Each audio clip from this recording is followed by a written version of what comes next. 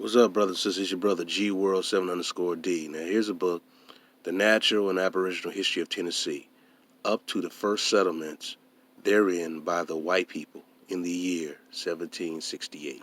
Now, like I said in so many other videos, anyone who's telling you that you come from West African slaves, I said this over and over again, don't know what the hell they talking about.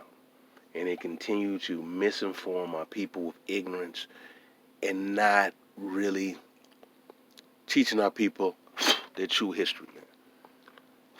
Ooh, that's my mouth. But I'm going to turn to page 120 because I'm going to focus on this real quick because I always talk about monuments and structures that was here in ancient America. I'm going to focus on this because there's so much in this book. I'm going to go to page 120, though. Talk about something I really want to talk about. All right. If I can pull it, I can see it. It is right here. Of the mounds in Tennessee. Let me, if I can get a good focus. I might just straight up read it, which I probably will be a little faster. But here it is. It would be an endless labor to give a particular description of all the mounds in Tennessee. They are numerous upon the rivers which empty into the Mississippi, running from the dividing ridge between the river and Tennessee. They are found upon Duck River. If I can get by here, okay. The Cumberland upon the Little Tennessee and its waters, and upon the Big Tennessee, upon Frenchboard, and upon Elk River. The trees are more recent growth, which are upon the mounds that are found in the last settlements of the Natchez. For instance, near the town of Natchez, and on the waters of the Mississippi, within the present limits of Tennessee. Then those are which grow upon the mounds in other parts of the country, a circumference which furnishes the perception that the ancient builders of the latter were expelled from other parts of Tennessee at a period corresponding with the ages of the trees which the whites found growing upon them. All right. In the county of Sumner, at Bledsoe's Lick, 8 miles northeast of Gallatin, about 200 yards from the lick, in a circular enclosure between Bledsoe's Lick Creek and Bledsoe's Spring Branch, upon level ground, is a wall 15 or 18 inches in height, with projecting angular elevations of the same height as the wall, and within it are about 16 acres of land. In the interior is a raised platform from 18 to 15 feet above the common surface, about 200 yards from the wall to the south, and about 50 from the northern part of it. This platform is 60 yards in length and length and breadth, and is a level on the top, and is to the east of a mound to which it joins, of 7 or 8 feet higher elevation, or 18 feet from the common surface to the summit, about 20 feet square. On the eastern side of the latter mound is a small cavity, indicating that steps were once there. Okay, let me show that, if I can get it. Let me show you the part with the small cavity, right here, what it says right here. On the eastern side of the latter mound, right, is a small cavity indicating that steps were once there for the purpose of ascending from the platform to the top of the mound. So they did a lot of ceremonial things with these mounds, all right, on these mounds. And go even further. I'm going to get back to what I was reading. Here we go. In the year 1785, there grew on the top of the mound a black oak tree. Feet, though. There is no water within the circular enclosure or court. Upon the top of the mound was plumbed up some years ago an image made of sandstone. On one cheek was a mark resembling a wrinkle, passing perpendicularly up and down the cheek. On the other cheek were two similar marks. The breast was that of a female, and prominent. The face was turned obliquely up towards the heavens.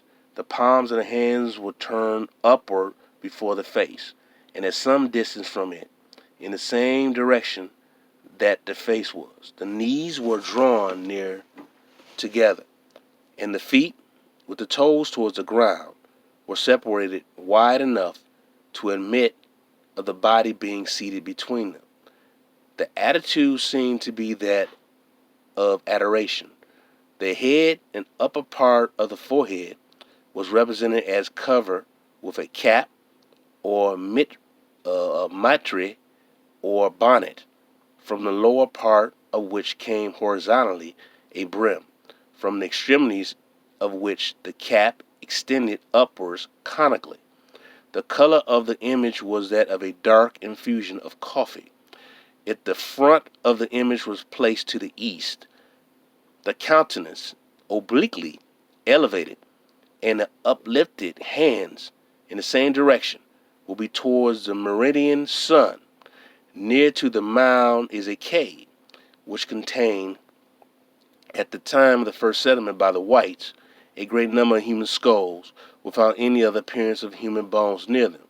Baal and Astaroth, spoken of in scriptures, were the sun and moon, the latter being a female, was also called the queen of heavens, Venus, Urania, Scoffcough, Behemoth, Diana, Hecates, Lucina,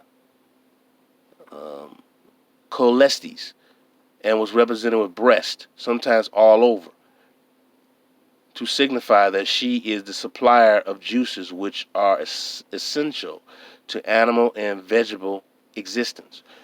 Mr. Earle has lately made another and more scrutinized examination of this mound, by which have been brought to light several particulars of great consequence in this discussion.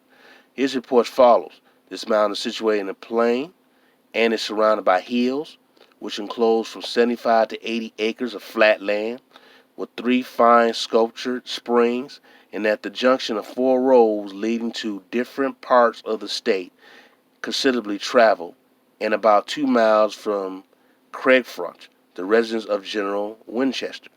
This is the place where Spencer and his friend Mr. Drake spent the winter of 1779 and 1780. I don't really need to read this part, but I'm just reading this section with the mounds. The trunk of the tree which they inhabited during this hard winter is just viable about the ground. Diameter is 12 feet.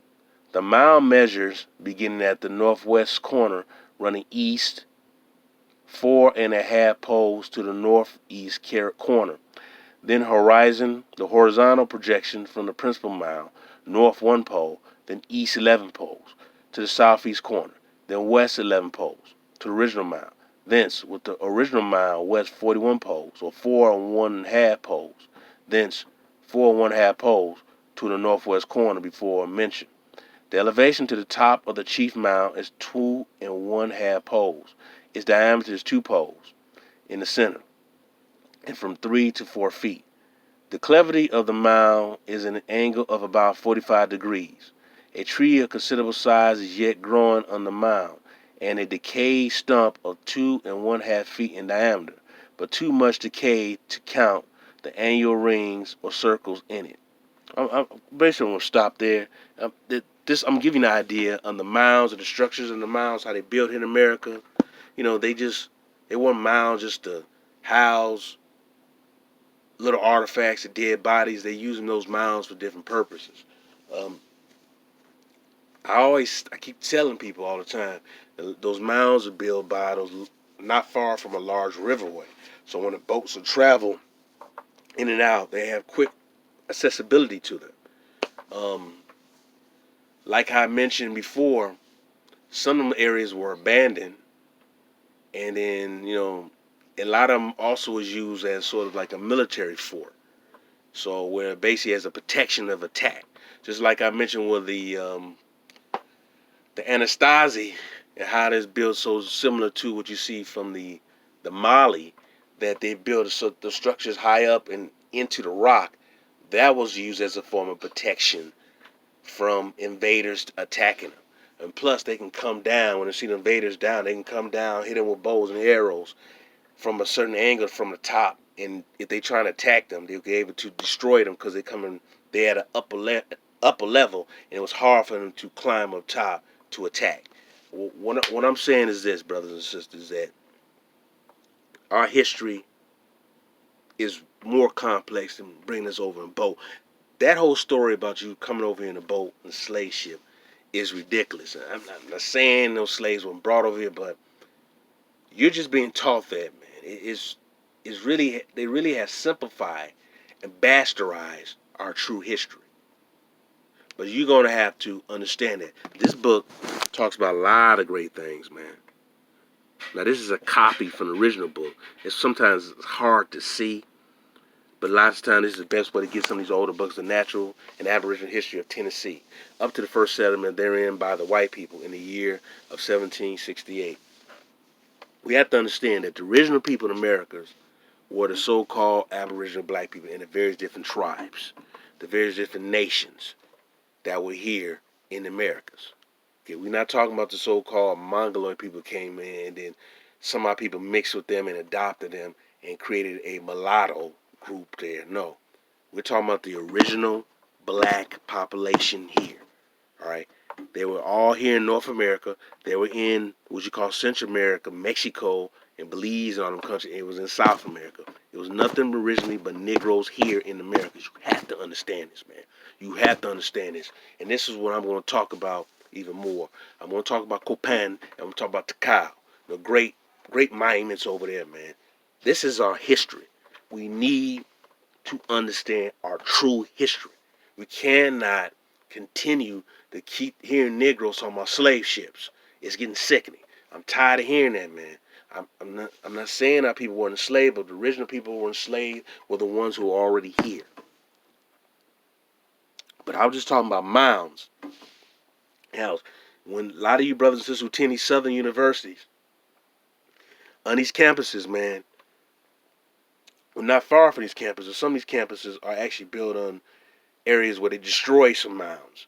But there's still, but some of them still have mounds within the area, within the vicinity. You know, if you go to a lot of these southern schools, you have to. You're down there. Your history's in your face. I tell people all the time, our history, our true history, is right in our face, man. It's right in front of our face, but we don't see it because we've been programmed, indoctrinated to say that we're slaves from Africa. They're doing that to basically to hijack your identity and give your identity to a foreign alien group of people who are not indigenous to the land, but telling you, making you a foreigner, say you come from some other land when you already were here. And I've said that in so many videos, past videos. I'm saying this again. That was just emphasizing Mounds. This book is a real good book. It talks about various different things. But I wanted to emphasize that piece about Mounds and how so many of them built, and they had different types of mound, different type of structures. Some of them had damn stairs on there. I'm telling you what our people did here. We built great architectural structures.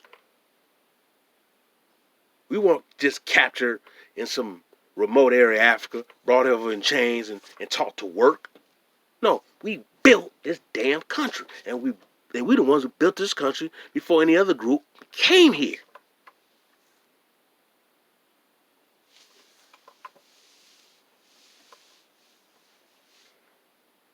Brothers and sisters, I want you to reclaim your full history. All right? I want you to truly reclaim your true full history. The information is out there. Like I said, I got plenty of books dealing with the Aboriginal black population all over this country. Aboriginal blacks in New York City to the Aboriginal blacks over in California. I have so many books dealing with that. Information's there. But you gotta want to seek it. You gotta want to have it. Alright, brothers and sisters, I'm going to end this video.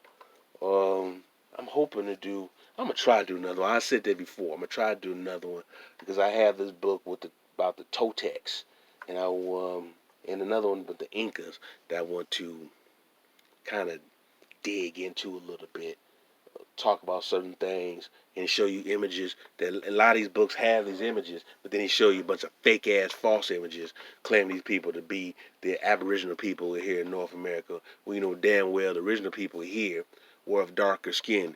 Peru has a very strong heat index, man. It's too hot to be pale skinned people running around in ancient Peru and wearing them light clothing. They could not have been white skinned. It was genetically impossible. So when people try telling you this stuff, man, you should pick up on certain things. You got a lot of these idiots on YouTube who claim to be college educated, but they're fools. They're fools, man. And they're miseducating our people, and they're very ignorant. They take pride in being ignorant, man. But that's all I'm gonna say, brothers and sisters. I love you. Peace and love, brothers and sisters. All right. Peace.